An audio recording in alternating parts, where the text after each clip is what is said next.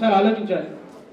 నేను ముఖ్యంగా ఈ బ్లడ్ డొనేషన్ తీసుకోవడానికి కారణం ఏమంటేనా, నేను 11 సంవత్సరాలు ఉన్నప్పుడు మా ఫాదర్కి సర్జరీ అవసరమైంది. అప్పుడు నైట్ 10:30 అవుతుంది, బ్లడ్ కావాలన్నారు. అప్పుడు బ్లడ్ లేకపోతే కష్టం అన్నారు. కానీ మా బాబాయ్ ఫ్రెండ్ సూర్యనారాయణ రెడ్డి అతను వచ్చేసి నేను ఇస్తా అని చెప్పాడు. ఈరోజు కూడా నేను అతన్ని ప్రతి క్యాంప్కి వెళ్ళినా ఎక్కడికి వెళ్ళినా అతన్ని తలుచుకుంటాను. ఈరోజు అతని వల్ల ఈరోజు మేము మా లైఫ్ ఎంతో బాగా బతుకుతున్నాం. అతను లేకపోతే ఈరోజు మీ ముందర ఉండేవాడిని కాదు, ఏదో కూడా పని చేసుకుంటే ఏదో ఉండేవాడిని. దానివల్ల నేను చదువుకున్నాను, మా ఫాదర్ ఎంతో మమ్మల్ని బాగా చూసుకున్నాడు. నేను ఇంకో ఎన్నో మంచి కార్యక్రమాలు చేయగలుగుతున్నాను. అతను ఆ రోజు బ్లడ్ ఇవ్వడం వల్ల నేను అమ్మ స్వచ్ఛంద సేవా సమితిలో ఒక సభ్యుడినై ఇంకా మంచి కార్యక్రమాలు చేయించడానికి చాలామంది మీలాంటి వాళ్ళు చాలామంది ముందున్నారు. మనం బ్లడ్ డొనేషన్ క్యాంప్స్ ప్రతి 3 నెలలకు ఒకసారి బ్లడ్ డొనేషన్ క్యాంప్స్ కండక్ట్ చేస్తున్నాం. ఇప్పటి వరకు మనం ఒక తలసేమియా సికిల్ సెల్ సొసైటీకి 13 క్యాంపులు కండక్ట్ చేస్తాం. దీంట్లో 900 మంది బ్లడ్ డోనర్స్, అంటే మీలాంటి హృదయం కలిగిన వాళ్ళు వచ్చేసి బ్లడ్ డొనేట్ చేసి వాళ్ళ పిల్లలకి మనతో పాటు జీవించడానికి మనం వాళ్ళకి అవకాశం కల్పించిన దానికి మనం చాలా గర్వపడాలి. ఈరోజు వాళ్ళు మనతో పాటు బతుకుతున్నారు. ఒకసారి దయచేసి నా రిక్వెస్ట్, మనం కేవలం బ్లడ్ డొనేట్ చేసాము, ఏదో మా ఫ్రెండ్స్ చెప్పారు ఇది ఇలా మంచి కాజ్ కోసం బ్లడ్ క్యాంప్ కండక్ట్ చేస్తున్నారని చెప్పేసి వచ్చి డొనేట్ చేస్తున్నాం.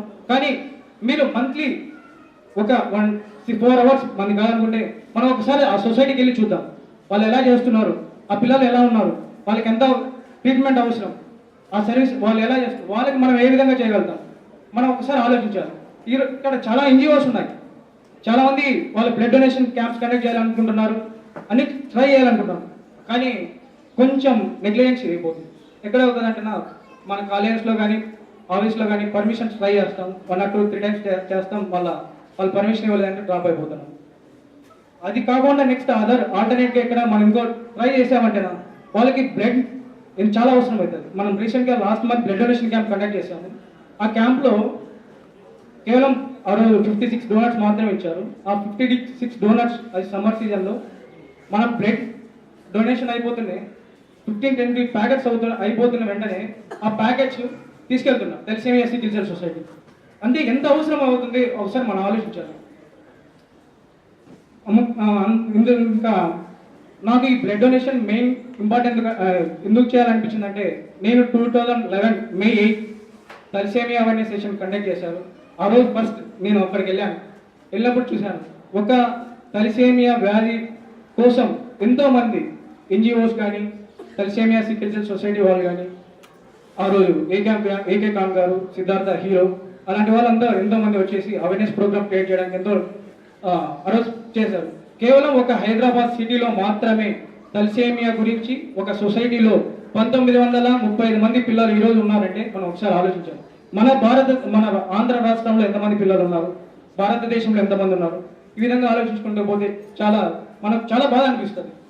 దానికోసం మెయిన్గా నేను ప్రతి ఒక్కరిని రిక్వెస్ట్ చేయడం ఏమంటున్నా, మీ ఆఫీస్లో కానీ మీ కాలేజెస్లో కానీ జస్ట్ మాకు కొంచెం రెఫరెన్స్ ఇస్తే చాలు, మేము వచ్చి వాళ్ళని కన్విన్స్ చేసి ఏదో విధంగా వాళ్ళని కన్విన్స్ చేసి అట్లీస్ట్ మనకి 40 డోనర్స్ ఉన్నా కూడా బ్లడ్ డొనేషన్ క్యాంప్ కండక్ట్ చేయడానికి వీలు ఉంటుంది. తలసేమియా సికిల్ సెల్ సొసైటీ వాళ్ళు మనకు సపోర్ట్ చేస్తారు. అందుకోసం ప్రతి ఒక్కరిని నేను రిక్వెస్ట్ చేయడం ఏమంటేనా, ప్రతి ఒక్కరు ముందుకు వచ్చి మీరు మీ ఫ్రెండ్స్కి బ్లడ్ డొనేషన్ గురించి ఎక్స్ప్లెయిన్ చేసి మీరు ఇదే విధంగా ప్రతి ఒక్క క్యాంప్లో పార్టిసిపేట్ చేసి మీ ఫ్రెండ్స్ కూడా మోటివేట్ చేయాల్సి కోరుకుంటున్నాను. జై హింద్. Thank you.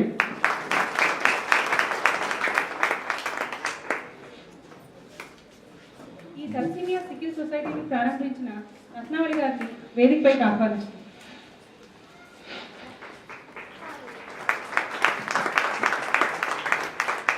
వారిని తులసి మొక్కతో సత్కరించవలసిందిగా కోరుతున్నాను.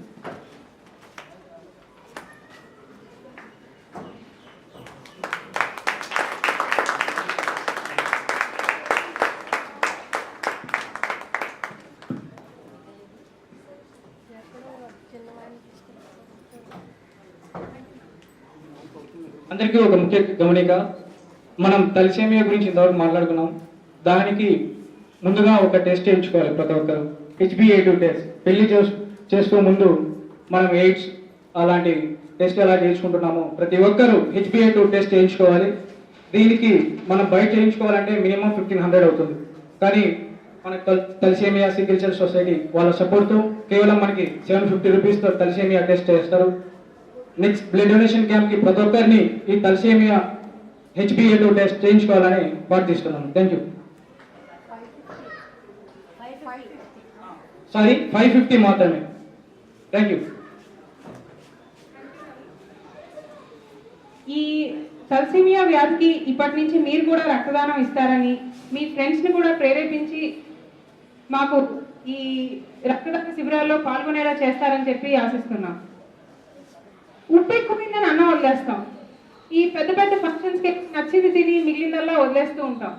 ఒక్కసారి ఆలోచించండి, ఆ ముందు కూడా దొరికిన వాళ్ళు చాలా మంది ఉంటారు. ప్రతి ఒక్కరి ఆకలి తీర్చడమే మా అన్నం పరబ్రహ్మం ప్రాజెక్ట్.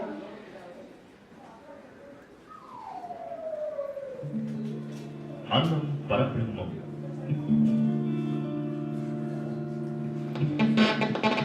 ఆకలి ఉన్న వారికి అన్నం పెట్టడం ఈ కార్యక్రమ లక్ష్యం.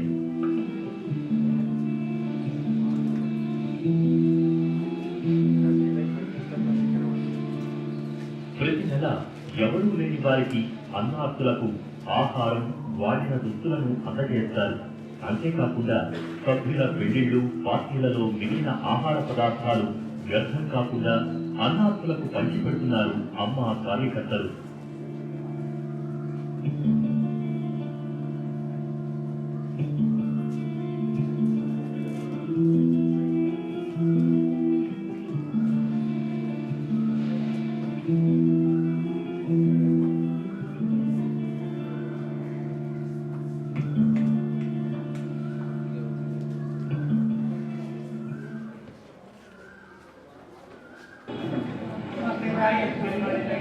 నువ్వు మా బాబు బాగోలేకపోతే చూడడానికి మాకు బయట నుంచి తెచ్చుకోవడం మాకు చాలా కష్టంగా ఉంది. సార్ వచ్చి మాకు భోజనం ఇస్తే మాకు మంచిగానే ఉంది. మేము తీసుకొని వెళ్ళాము.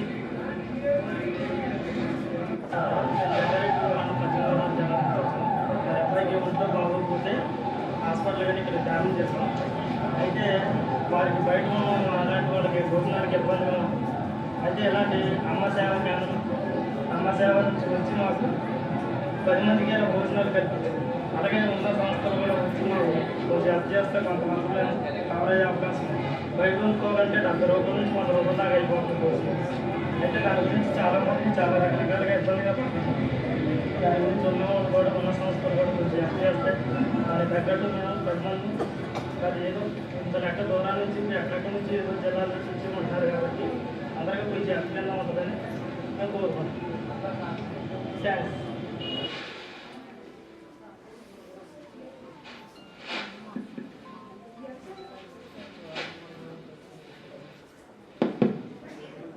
వ్యవసాయ రంగంలో ప్రొడక్షన్ పెరగాలి, ఆహారం ఎక్కువ పండించాలి అని పదే పదే మన నాయకులు చెప్తుంటారు. కానీ ఇటీవల WHO నివేదిక ప్రకారం మన దేశంలో జనాభా మొత్తానికంటే అవసరమైన ఆహార ధాన్యాలు 2.5 రెట్లు ఎక్కువ పండుతోంది. కానీ ఎంతోమంది ఆకలితో మలమల మండుతున్నారు. ఇక్కడ సమస్య ప్రొడక్షన్లో కాదు, డిస్ట్రిబ్యూషన్లో ఉంది.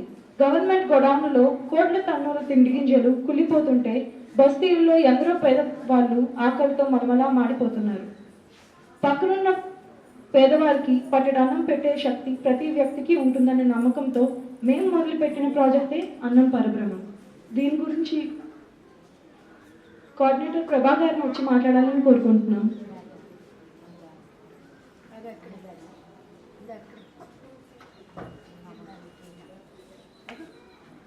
ఇక్కడికి వచ్చిన చిన్నలకు పెద్దలకు నా నమస్కారం. నేను చెప్పే ప్రాజెక్టు అన్న పరబ్రహ్మం. మీ అందరికి ఒక చిన్న క్వశ్చన్. మనమందరము ఎప్పుడైనా ఉపవాసం కానీ లేదా బిజీ వర్క్ వల్ల టయానికి అన్నం తినకపోతే మనకు ఎలా ఉంటుంది? ఎవరికైనా ఎప్పుడైనా ఏమైనా అనిపించిందా? ఎవరు సమాధానం చెప్పట్లేదు. మీకు నీరసంగా ఉంటుంది. ఇంకా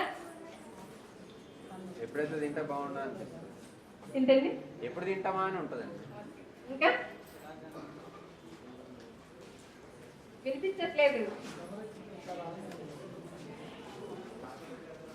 నాకైతే కళ్ళు తిరుగుతాయండి ఒకరోజు తినకపోతే. ఏ పని చేయలేను నేను. నీకేమనిపిస్తుంది?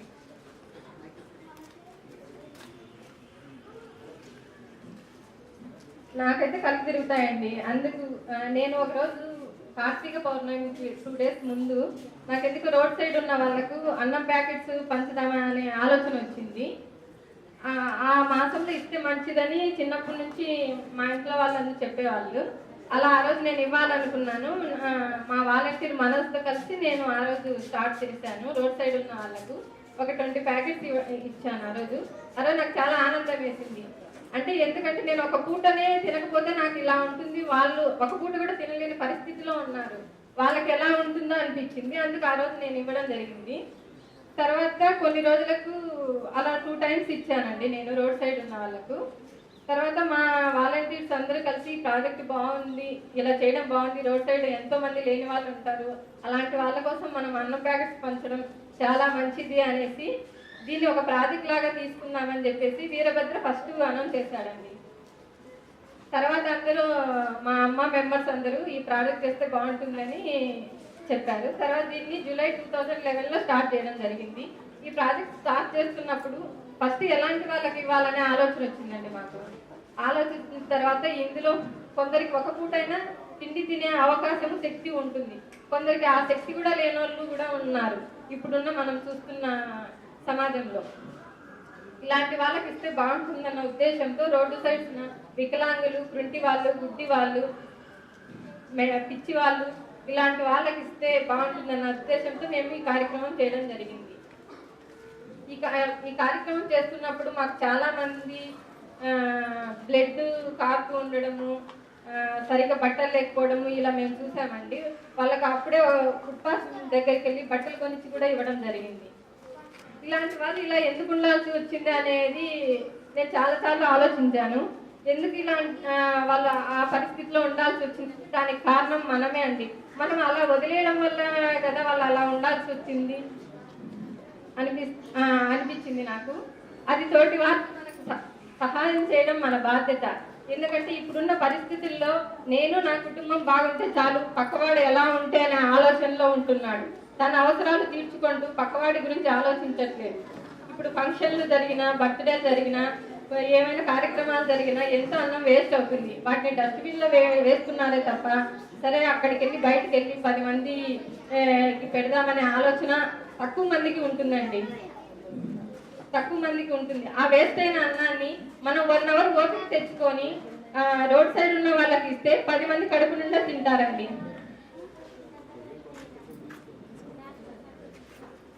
10 మంది కడుపు నిండా తింటారు.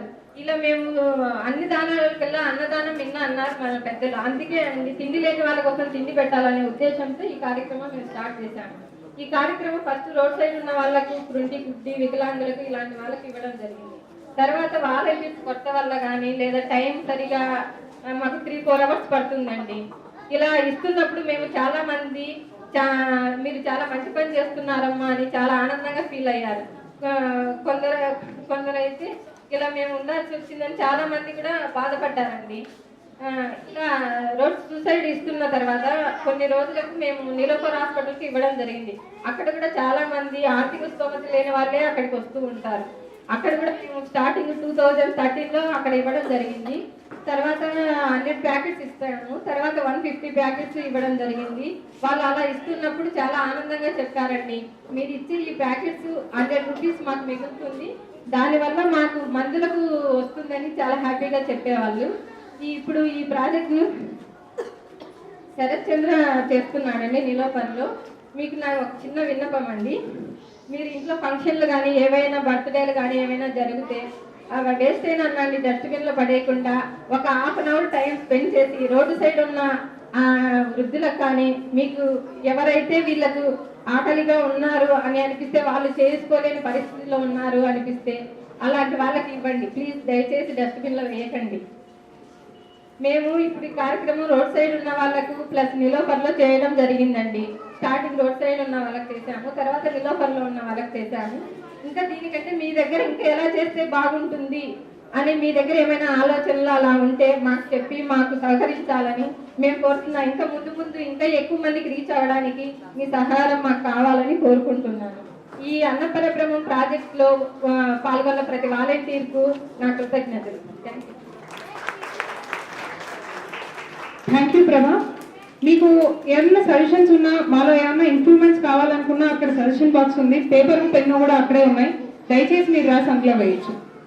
ఇంకో విషయం, ఈ అన్నం నేను ఈ సంస్థకు వచ్చాక అన్న పరబ్రహ్మం చూసి అన్నం వేస్ట్ చేయకూడదని చెప్పి ప్లేట్లో పెట్టిందల్లా తినేసి లావ్ అయిపోతున్నానండి. అది కూడా గమనించండి. మీకు కావాల్సినట్టు పెట్టుకుని తినండి, నాలా లావ్ అవ్వకండి. అదిగోండి సజెషన్ బాక్స్ అదే, దయచేసి అక్కడికి వెళ్ళి వేయండి.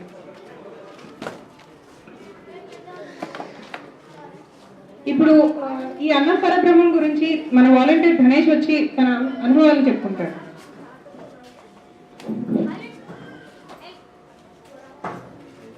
Good evening, all. I am Dhanesh. I have joined ASWA 1 year back. I have participated in all the projects which are conducted by ASWA, in which Annam Parabrahmam, and because it's very important for me, Annam Parabrahmam means Annadanam. In our Indian culture, serving to the needy people is treated like serving to the God. If we are serving any people, that means we are serving to the God. So why can't we spend our 1 hour, or we can donate some minimum amount for donation for the poor people who are hungry, who are residing in the roadside or in the hospital. So after joining here, I got a chance to serve in this project, and every month on third Monday I am actively participating here, and I am very satisfied with this project. And one more project, Vikas project. In Vikas project, the main focus was on primary school for me. In primary school, we were mainly focusing on subject and career development. That was mainly how we can improve the general knowledge of the students. For that purpose, we have conducted various games and various competitions. And after conducting various games, we have observed that the children are more interested in those activities and they are learning very new things. I just want to share one important moment which gave more satisfaction for me. It was the last day of our project in our GBS school. After distribution of the prizes, we were taking the phone numbers and addresses of all the students. Then they have asked why you are taking. They were told that if anybody of you will drop out next year, then we will be meeting with your parents, and they will be telling the importance of the education. So they told that why you are coming next year? Why can't you come now only? Then we have covered with the volunteers, and they told that we are ready to go. And they have spent nearly 1.5 hours, and we have visited nearly 20 homes with the children, and we have told the importance of education to the children and to the parents. And we feel very happy that the parents were agreed, and they were promised us that no children will be dropped out next year. So my main aim was on this project. I just request all of you to just participate in all the actively, and just open. Thank you. Thank you Dhanesh. మీరు అరటిపళ్ళను రసన తాగినట్టున్నారు, కొంచెం గట్టిగా చప్పట్లు కొట్టచ్చు, మాకేం వినిపించట్లేదు. అసలు చెవులలో చిల్లు పడిపోవాలి, అలా కొట్టాలి. ఉమ్మడి కుటుంబం, అందమైన కుటుంబం, బంగారు కుటుంబం. ఏంట్రా ఇది మళ్ళీ సినిమా కథలు మొదలెట్టింది, మళ్ళీ ఏమైనా సినిమా వేస్తుంది అనుకుంటున్నారు కదా? కాదు. ఇలాంటి కుటుంబంలో ఒకడైన నరేష్ తన ఎలా ఉంటుంది తనది అని చెప్పడానికి ఒక స్కిట్ ద్వారా తెలియజేస్తున్నాము. నరేష్ మరియు ఆదిత్య గారిని ఆహ్వానిస్తుంది.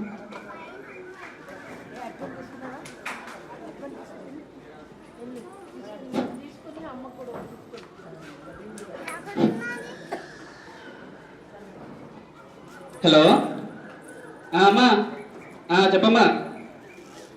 బాగానే ఉందమ్మా, తీసుకుంటున్నాను. అవును, డాక్టర్ గారి దగ్గరికి వెళ్ళి నేనే తెచ్చుకున్నాను. అవును, మామయ్య ఫోన్ చేసి చెప్పాడు, అందుకే నేనే స్వయంగా వెళ్ళి తెచ్చుకున్నాను. అంత పెద్ద డాక్టరు మామయ్య మాట కాదనలేక తనే ఫోన్ చేసి స్వయంగా రమ్మన్నాడు. అవును, లేకపోతే నేను సొంతంగా వెళ్ళాలని మీ ఉద్దేశమా? లేకపోతే ఏంటి? ముందు మామయ్యకి ఫోను. హలో, మామయ్య ఏంటి ప్రపంచంలో ఎక్కడికి వెళ్ళినా నీకు పరపతి ఉంటుందని నాకు తెలీదా? జలుబు చేస్తే క్యాన్సర్ వచ్చినంత బిల్డప్ ఇచ్చి అపోలో హాస్పిటల్ ఇంటి చేత ఫోన్ చేస్తావా? బా ఏమన్నా అంటే మళ్ళీ సెంటిమెంట్ డైలాగ్ ఒకటి. మళ్ళీ అత్తతో మాట్లాడేదండి. అత్త, ముందు మీ ఆయన్ని కంట్రోల్లో పెట్టుకో, లేకపోతే నాకు తిక్కర్ అయ్యిందని మీ ఆయన పరపతి పని చెప్పి ఈ సోమాలేకో ట్రాన్స్ఫర్ చేయించుకుంటా. అక్కడ సాఫ్ట్వేర్ లేకపోతే టోల్ గేట్లో కోల్గేట్లు అమ్ముకుంటాను, ఆ బస్ స్టాండ్లో బజ్జీలు కూడా అమ్ముకుంటాను. బాగానే ఉందత్త. ఏదో జలుబు చేసినందుకు మీరు క్యాన్సర్ వచ్చినంత బిల్డప్ ఇస్తారా? చెల్లెది ముందు దానికి ఫోన్ ఇవ్వు. చెల్లి, ఏం చెప్పాను? వీళ్ళందరూ ప్రేమ భావంలో కొట్టుకుపోతుంటే ఫోన్ లాక్కుని నన్ను కాపాడమని చెప్పాను కదా. నేను ఫోన్ ఇవ్వట్లేదా? ఫోన్లు ఇవ్వకపోతే ఏంటి? లాక్కోవాలి. ఒక్క నిమిషం ఉండు, కాలింగ్ బెల్ నొక్కరు, ఎవరు వచ్చారు, ఒక్క నిమిషం చూస్తాను. 1 minute.